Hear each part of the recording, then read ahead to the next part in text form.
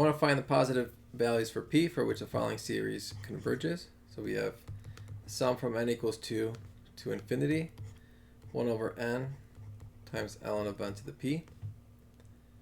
And here we're given that p is positive.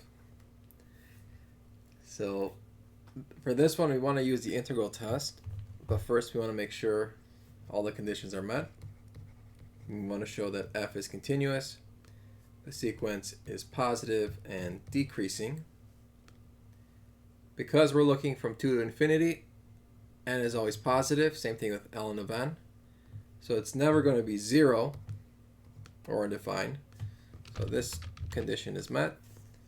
It's positive, like we said, and it's decreasing because the denominator is much bigger than the numerator. So n and ln of n to the p is a decreasing function. So n decreases, ln of n decreases when we put in the denominator. Okay, because n and ln of n to the p are increasing. Okay, so we can apply the integral test. We're going to have the limits from 2 to infinity, 1 over n times ln of n to the p. For this, we're going to use u substitution. We're going to let u be ln of n, du be 1 over n dn. Now these bounds are in terms of n. So if n is 2, u is ln of 2. As n approaches infinity, u also approaches infinity. And I'm left with du over u to the p. So I'm given that p is positive. So I can rewrite this as u to the negative p du.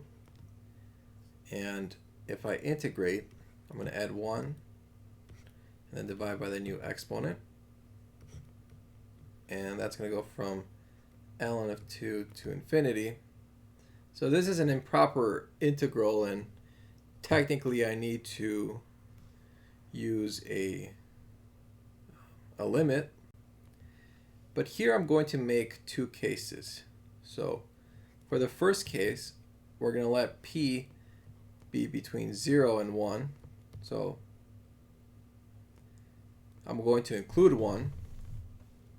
And then the second case will be p being strictly greater than 1. So let's see how that looks. So if p is between 0 and 1, let's say it's 1/2 or something, you would basically have u to the 1/2 over 1/2, which will just be 2u.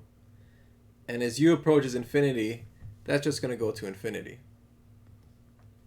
Okay. So basically we would have this situation.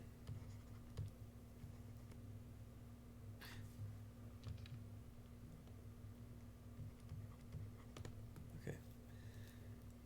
And then you would have to subtract it when you plug in ln of 2, but since it's already going to infinity, we don't need to bother. So if it's between 0 and 1, what if you put 1? What if p was 1? You would basically have u to the 0 over 0, and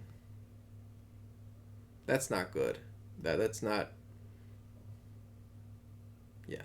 defined, and well, actually that's just 1 over 0, which is not defined, and the limit doesn't exist.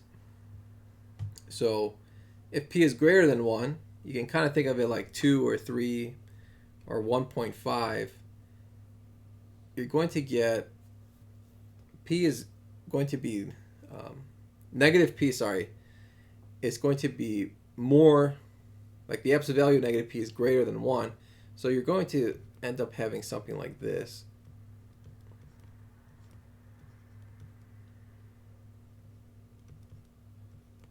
And this would go to 0 as u approaches infinity. Okay, because you can think of u to the p minus 1, that could be like u to the 1/2, u squared, u cubed, whatever. Since it's in the denominator, that thing is going to go to 0.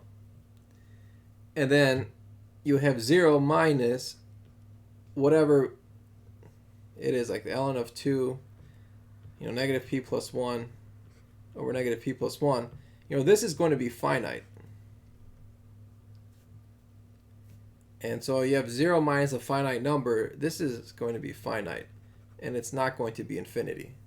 Therefore, the answer that we're looking for is p to be greater than 1 in order for the series to converge.